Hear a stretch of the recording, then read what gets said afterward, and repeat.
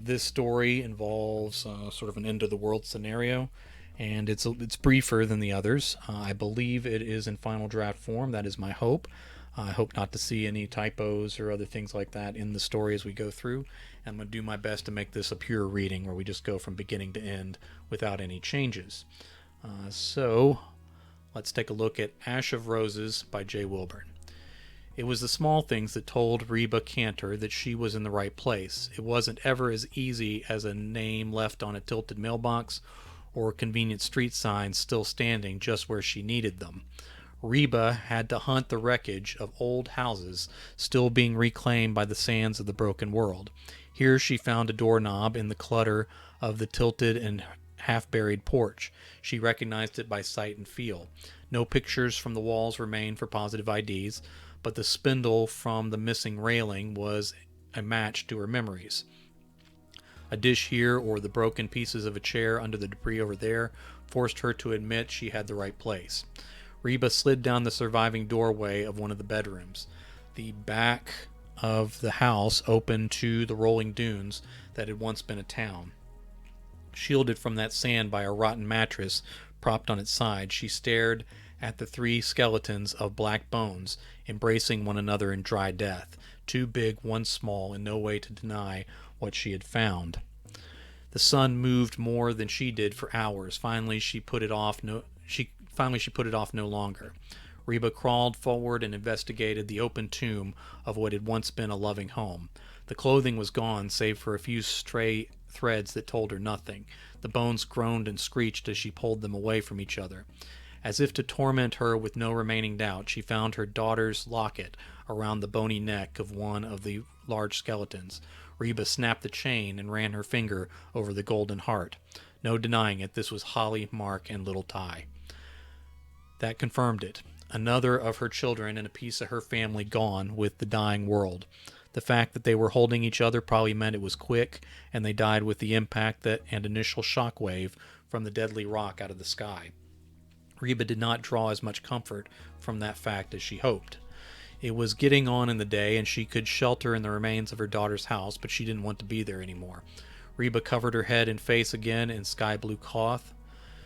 Back out into the sun, she cut a diagonal through the open desert that covered the world now. Eventually, she'd have to orient herself so as not to wander in circles.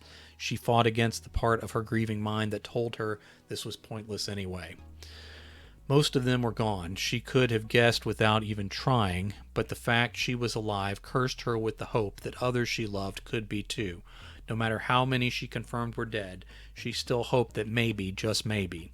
After a few miles arcing away from Holly's house, the sun cut low and bright despite the dust hanging over the world. Sometimes Reba wondered if that dust actually made the sunsets more vivid. Maybe it was the end of everything people put in the atmosphere, from light to pollutants. She sometimes thought maybe God was painting these pictures in dying light as an apology to the last few people waiting to perish. She had one more place she needed to check. It was the longest of long shots, so she had saved it for last. She was sure her family must be gone, even when she didn't find their remains as clearly as with Holly and Ty, but maybe, just maybe. Reba used the setting sun to turn her course. Then she used what rocks and corners of partially buried buildings she could find to anchor her path. Once the sun was down, these scant landmarks would be all she had to keep her path straight. Before the last of the light stopped painting the temporary peaks of sand, a group of travelers going mostly northeast came into view. They were dark shapes with shadows many times longer than themselves across the sand. It looked like they actually had camels. The only camels around here before the asteroid hit would have been in zoos and other such places. If this party managed to recover camels, maybe the human race would manage to hold on a while longer. If the desert never ended, though, that was a small hope indeed. Reba operated on small hopes, though. She sat down and crossed her legs as she waited for them to depart from her sight. No reason to believe they were hostile, but no reason to trust them either. She was determined, but not yet desperate. She did not want to be among people, good, evil, or indifferent. The sun vanished before the travelers did, and then a spot of flickering light blazed into existence along the edge of one uneven horizon. Rebecca took to her feet. It's not Reba, sorry. Reba took to her feet again and used the dark spots of stone, the flickering light at her shoulder, and the moments the stars appeared through the haze of the sky to guide her onward. She needed sleep, and she needed more water than she carried, but she needed closure, so she walked through the night and back into the morning sun rising in her face. Reba staggered as her trek continued on and on. The risk of dying out in this sand carried little weight with her, since she had resolved that was the only possible end for her. She actually did find a road sign this time. It was wooden and sandblasted nearly smooth, but by feeling the letters as well as looking closely, she read the town names, streets, and distances. From here she could almost get there with her eyes closed, which was good since sand covered almost every landmark she recalled. She found hills that poked out above the sands. She paused long enough to let her mind place the distant mountains all around her. She could almost see and smell the trees from this place before the destruction. Her memory came so sharp she thought she could almost reach out and touch that world as it existed before. Reba hiked out the trails and the last few turns. Dizziness swept over her, and she found her throat too dry to swallow. She had pushed too far for too long, but she wasn't stopping now, not this close to her final hope. She wavered on her feet as she knew she had to be close. Light and color dazzled her vision, and her thoughts floated without connecting to each other the way she needed. Reba parted the drifts of sand with her splitting boots. She found something and swept the piles away with her blistered hands. The rocks and then the pieces of the mailbox revealed themselves, Cantor spelled out on the uncovered wood, as clear as day and as unlikely as anything she had found in all this wandering. Still, she had no choice but to believe her weary eyes, and she walked up the sloping drive that had once been a refuge for her family. She nearly fell twice as she climbed that last hill. Her heart felt out of rhythm. She could no longer feel her legs. Reba reached for water but found none.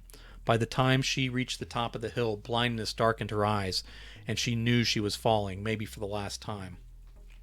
Reba snapped awake, surprised to still be on her feet. Nothing she saw made sense. She turned to see endless desert and lifeless miles behind her. For a moment she was confused by the lack of tracks the way she had come, but decided the wind must have covered them. Turning forward, she took in an array of colors she thought could no longer exist in this world. Green grasses topped with yellow waved in the mild breeze. Wildflowers in purple and white dotted the hills between her and the cabin, standing sharp and perfect on the highest perch of land, just like always. The roses were the hardest to believe, and Reba almost refused them. Her late husband's grandmother had planted near the site of the old cabin. They had been transplanted up here and were almost lost, save for much expense and care. Now she stared across a field of ox-blood-colored roses that trailed into infinity in at least two directions as far as she could see. She whispered to herself on a throat that still felt dry, "This many roses can't be real. This has to be." The others stepped out of the cabin and waved. Reba was struck dumb. As they spread out across the field of roses and spotted wildflowers, she pressed forward through the tall grass, still not feeling her legs. They greeted her one by one with wide smiles. Sandy, Cindy, Deborah, and Edward were all here. Their spouses and their children were alive and well and playing in the endless flowers. As they guided her up to the porch where they assured some cold iced tea waited, Holly, Mark, and Ty stepped out and waved. They had little Ty between them, and Holly's pendant caught the warm light of the morning sun. Reba frowned and reached for her pocket, but then her husband was there and took her hand before she could. Reba had always done the cooking when the family met up here, but she smelled the maddening, savory aroma of a prepared meal even over the perfume of the oxblood roses. She was just glad her search was finally over. Maybe, just maybe, she could be happy and safe with her family again.